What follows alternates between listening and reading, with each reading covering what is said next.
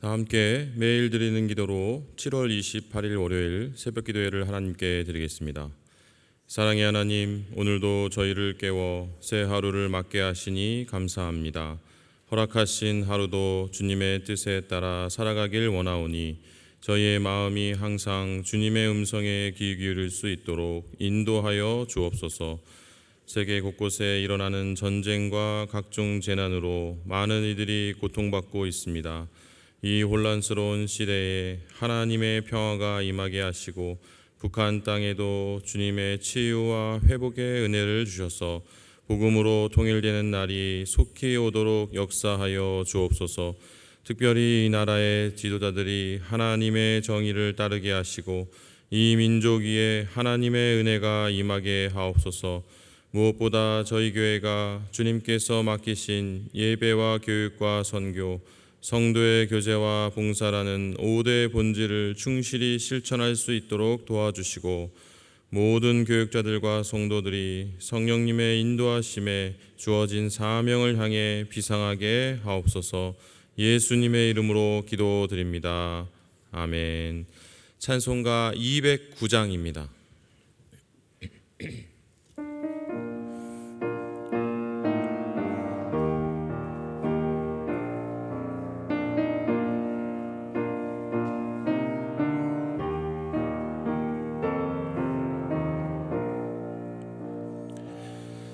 이 세상 풍파 심하고 또 환난 질고 많으나 나 편히 쉬게 될 곳은 주 예비하신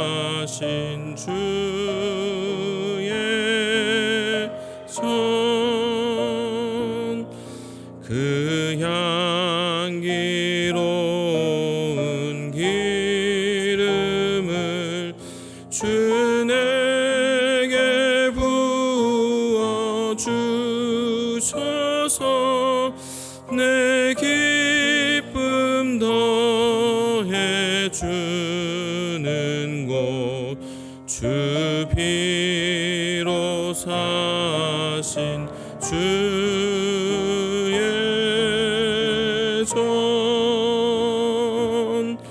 주 믿는 형제 자매들 그 몸은 떠나 있으나 주 앞에 기도 드릴 곳 다 함께 모인 주의 전 내 손과 혀가 굳어도 내 몸에 피가 식어도 나 영영 잊지 못할 곳 은혜의 보좌 주의 전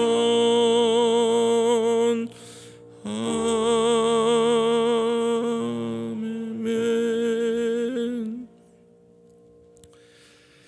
오늘 오이코스 본문은 이사야 52장부터 56장의 말씀입니다. 그 중에서 오늘 저에게 주신 하나님 말씀은 이사야 55장 1절부터 6절의 말씀입니다. 이사야 55장 1절부터 6절의 말씀을 우리 한 절씩 교독하시고 마지막 절은 함께 읽겠습니다. 오호라 너희 모든 목마른 자들아 물로 나아오라. 돈 없는 자도 오라. 너희는 와서 사 먹되 돈 없이 값 없이 와서 포도주와 젖을 사라.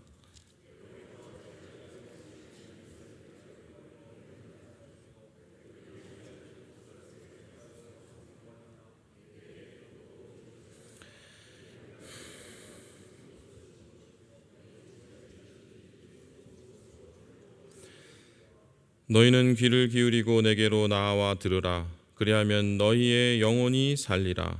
내가 너희를 위하여 영원한 언약을 맺으리니 곧 다윗에게 허락한 확실한 은혜이니라.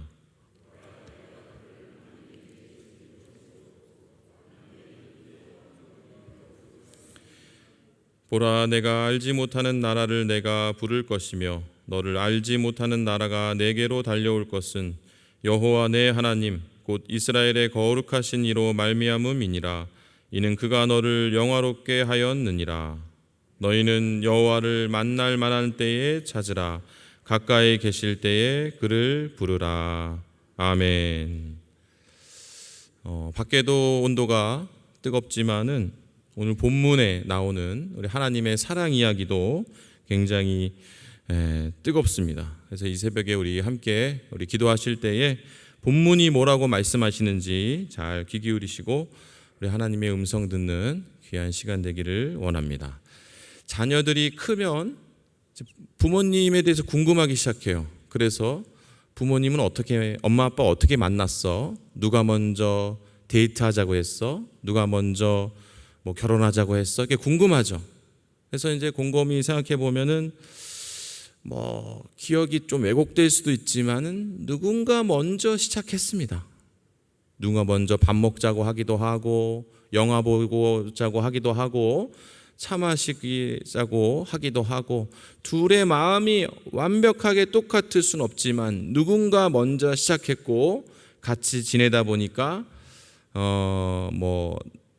나쁘지 않고 마음이 전해지기도 하고 그렇게 이제 교제가 시작이 된 거죠. 여러분, 신앙을 다른 말로 하면 하나님과의 사랑 이야기입니다.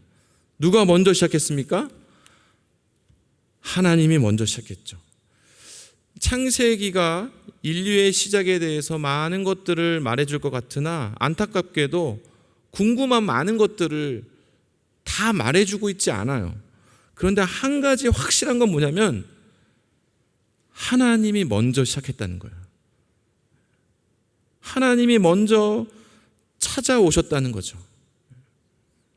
성경은 하나님의 사랑 이야기로 가득 차 있는데 그것을 다양한 비유로 풀어내고 있어요. 법정의 비유, 성전의 비유, 장례식장의 비유로 풀어내고 있는데 오늘 본문에는 장터라는 시장에서 물건 사기라는 그림 언어로 지금 풀어내고 있는 거죠.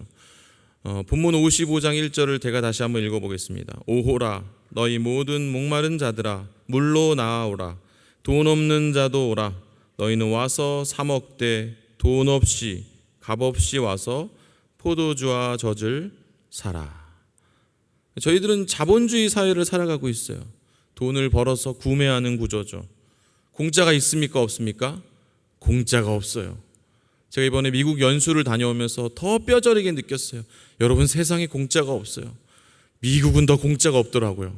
화장실도 돈 내야 되고 거긴 숙소에서도 주차도 그 피를 또 받더라고요. 그래서 한국 인심이 참 그리웠는데 오늘 본문에 이상한 장터를 소개하고 있어요.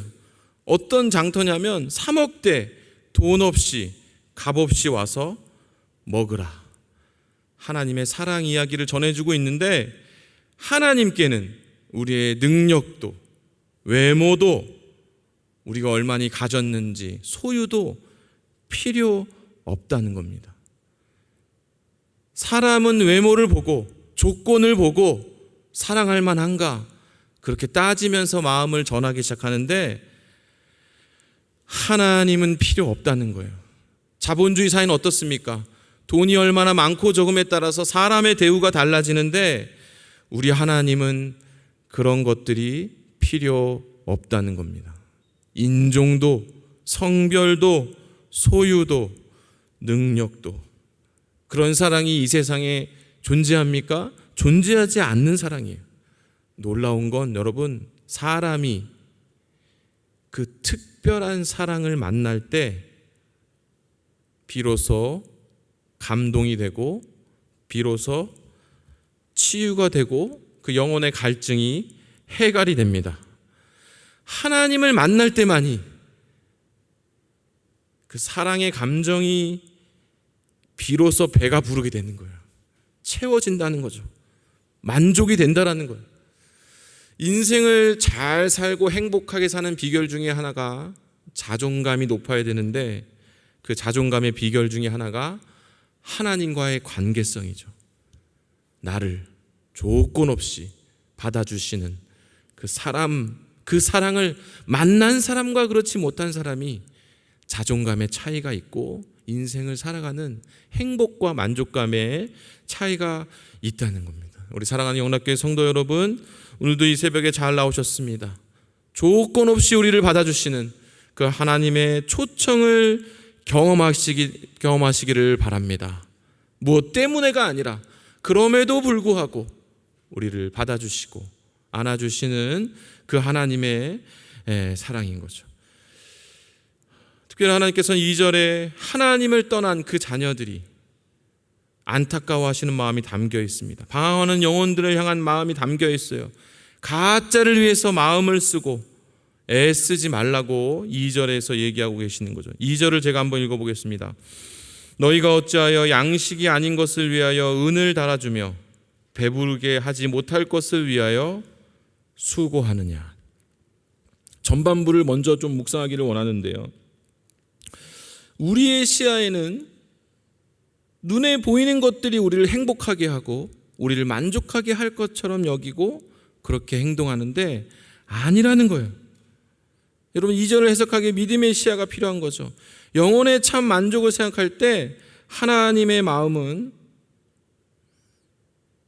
우리를 만족케 할 수 없는 것들의 값을 지불하고 시간을 쓰고 마음을 쓸 것이 아니라 오히려 하나님께 나와서 하나님의 말씀을 듣는 것이 영혼을 참 만족케 하고 우리를 행복하게 하는 참 양식이 된다는 겁니다. 2절 하반절입니다. 하나님께 들을지어다. 그리하면 너희가 좋은 것을 먹을 것이며 너희 자신들이 기름진 것으로 즐거움을 얻으리라. 아멘. 여러분, 2절을 좀 더 문자적으로 해석하면 명령문이에요. 하나님께 나와서 좋은 것을 먹으라는 겁니다. 좋은 게 뭡니까? 바로 하나님의 음성을 듣는 거죠. 우리 영혼의 본질은 하나님의 호흡입니다. 우리 영혼의 본질은 하나님의 생기예요. 그래서 우리 영혼이 하나님의 음성에 반응하게 된다는 거죠. 우리 영혼이 하나님과 영적으로 연결되어 있어요. 그래서 하나님의 말씀에 우리 영혼이 새 힘을 얻고 살아가게 된다는 거예요. 2절 하반절에 보시면 너희 자신들이 즐거움을 얻으리라. 여긴 자신들이라고 번역이 되어 있지만은 히브리어 네페시라고 하는데 호흡, 영혼이 같은 단어가 3절에도 나와 있는데 그 3절에는 영혼이라고 번역을 했어요.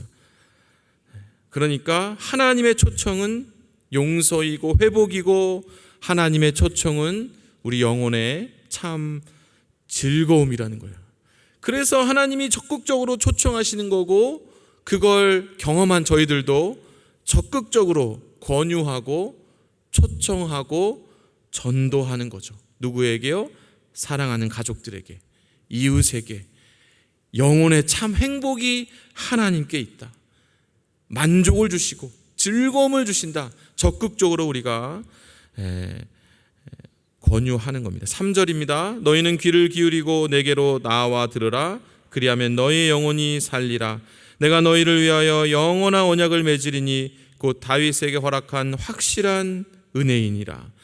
성경의 중요한 것들은 반복되는 경향이 있는데 주님의 교제가 우리의 영혼을 살린다는 내용이 2절에 이어서 반복되고 3절에 계속 나오고 있습니다.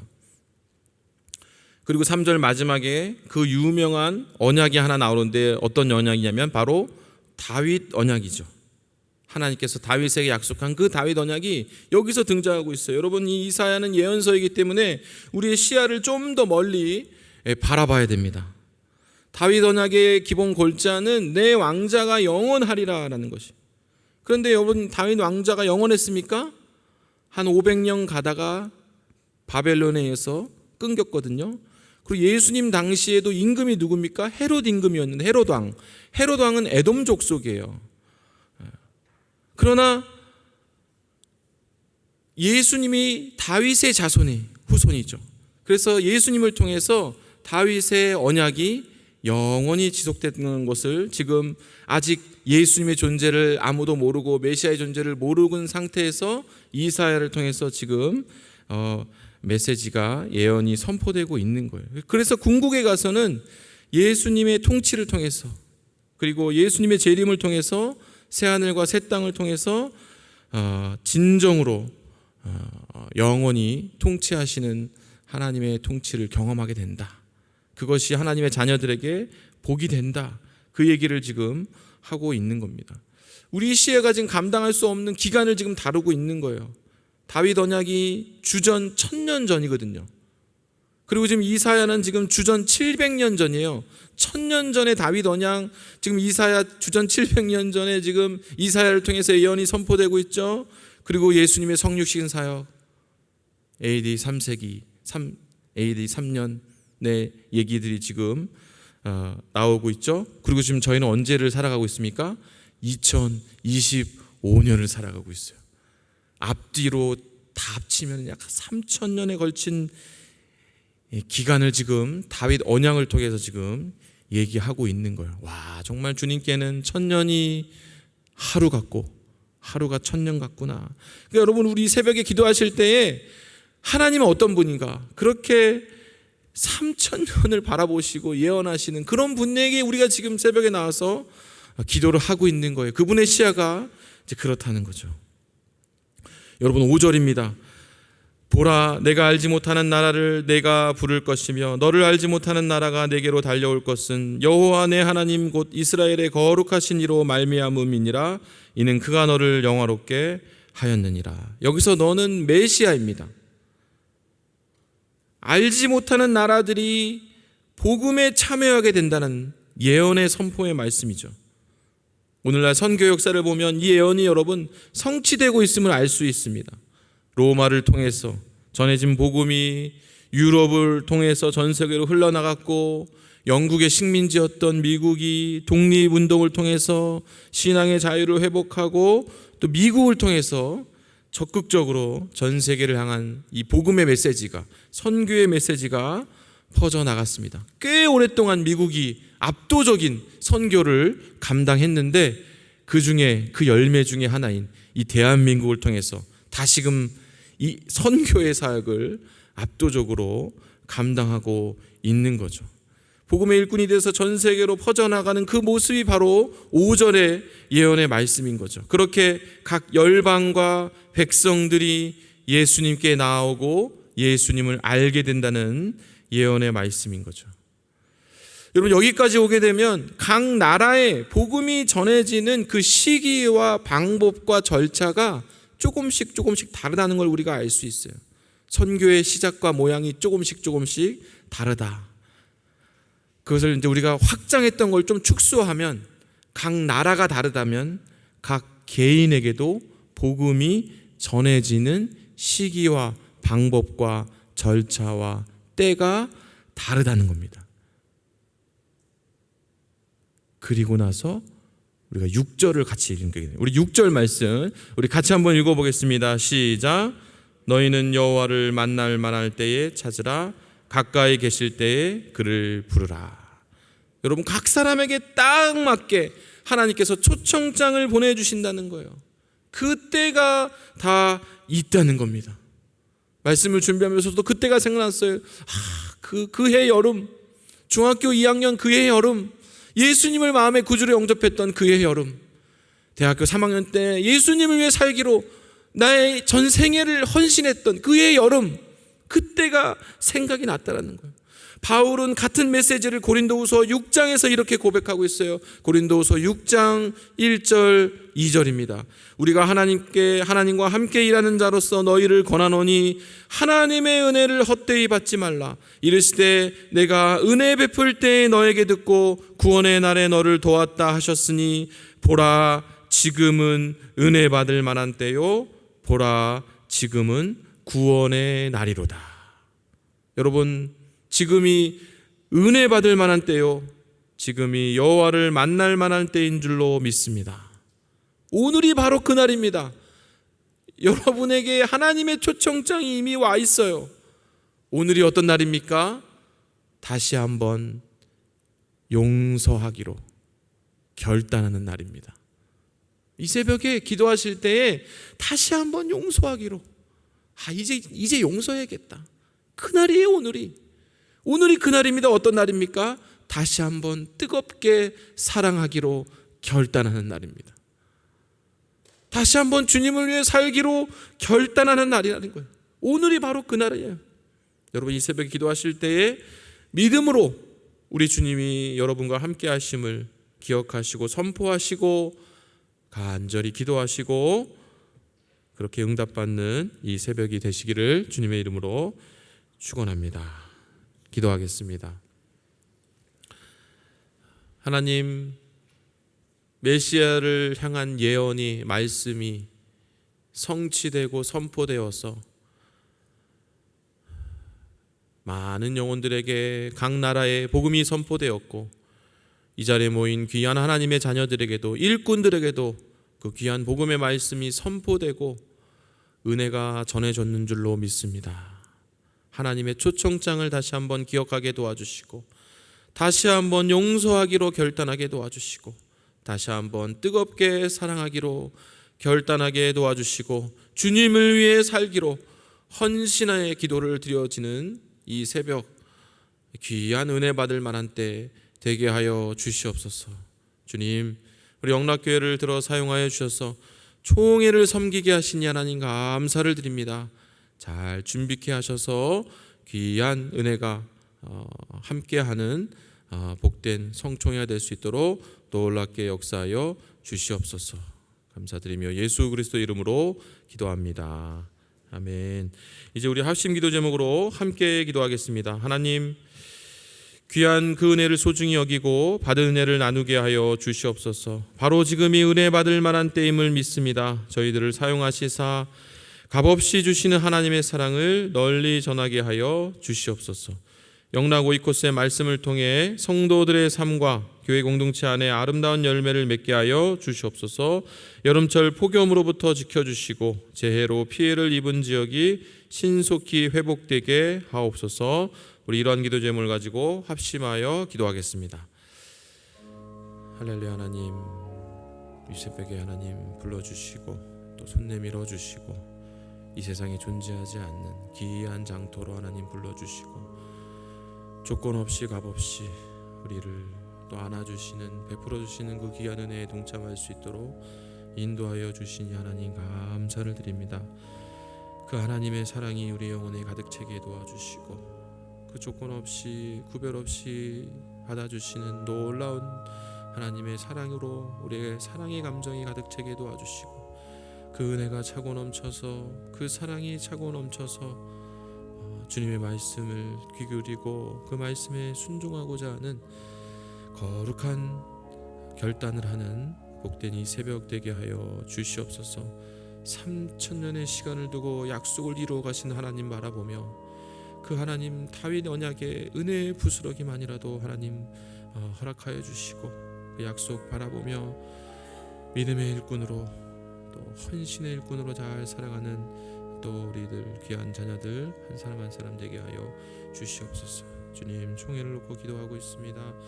총회를 위해서 섬겨나가기를 애쓰고 있사오니 하나님 아버지 붙들어 주시고 영락의 각 일꾼들을 사용하여 주시고 하나님을 향한 마음들을 하나님 붙들어 주셔서 복된 성총회가 되게 하여 주시고 사탄 마귀 틈타지 않도록 하나님 지켜 보호하여 주시고 필요한 것들이 잘 미리미리 준비되어 갈 수 있도록 주님 선하게 역사하여 주시옵소서.